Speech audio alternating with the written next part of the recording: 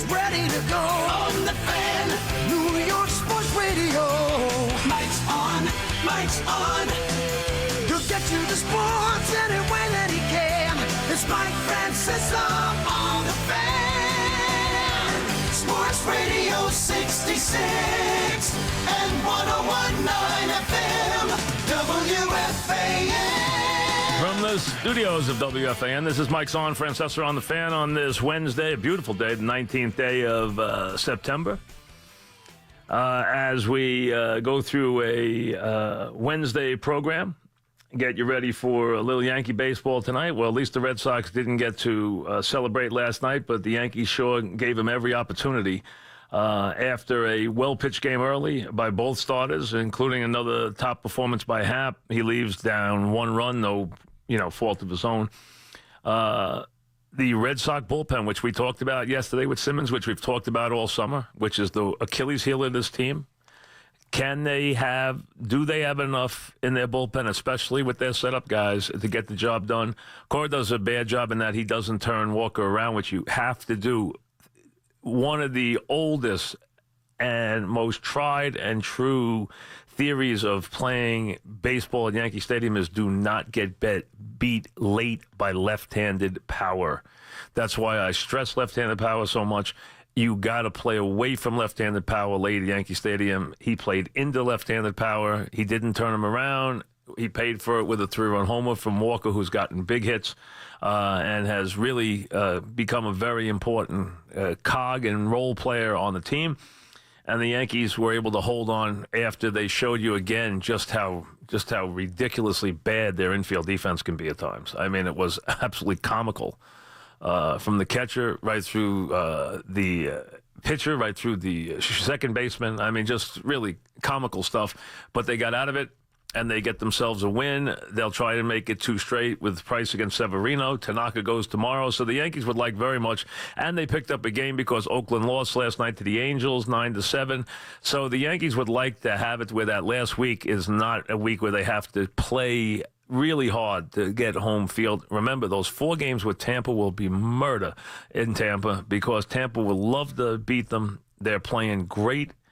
They got a guy who's trying to win a Cy Young. They're playing better than anybody in baseball right now. They win day after day after day, and they will be very hard to beat in those games. And that last week could be tough, but right now the Yanks have at least opened a little daylight.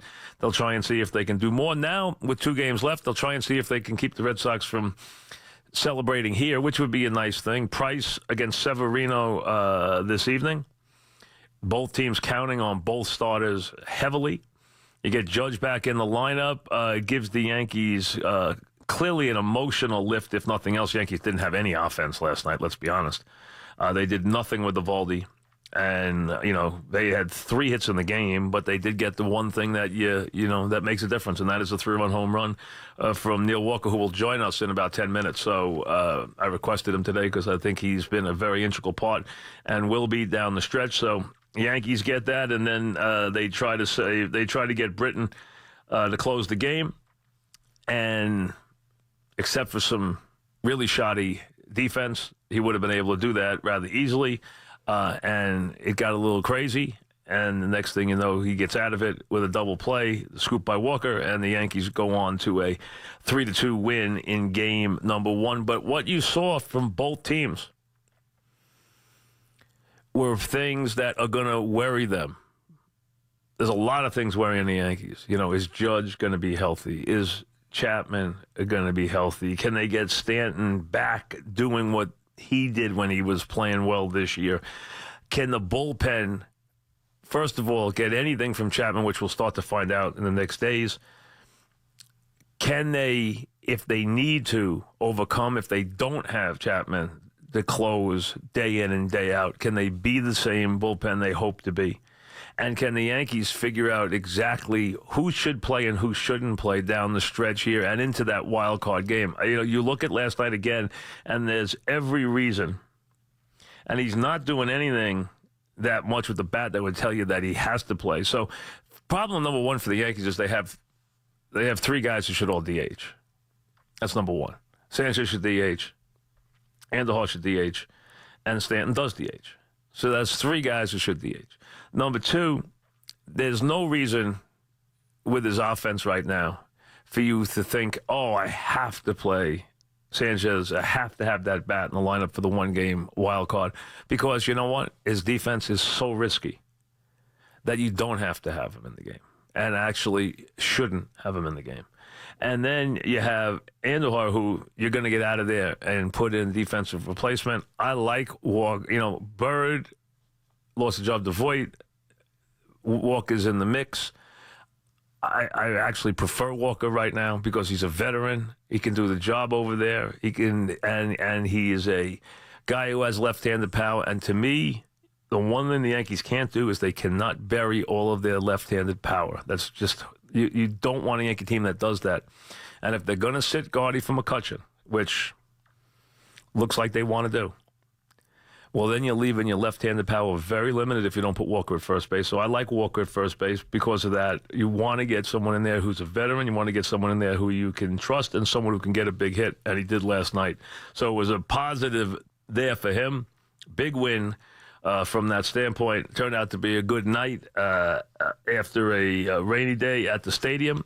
Again, you know, with the rain, with Jewish holidays and everything that's going on, you have to take all that into account with crowd size and everything else. So don't get too hung up on that. The bottom line is also the games, in essence, are not, you know, division title games. This is just trying to keep them from celebrating on the Yankees turf and really just setting the scene and just setting the foundation for what could be a very interesting playoff series should it happen.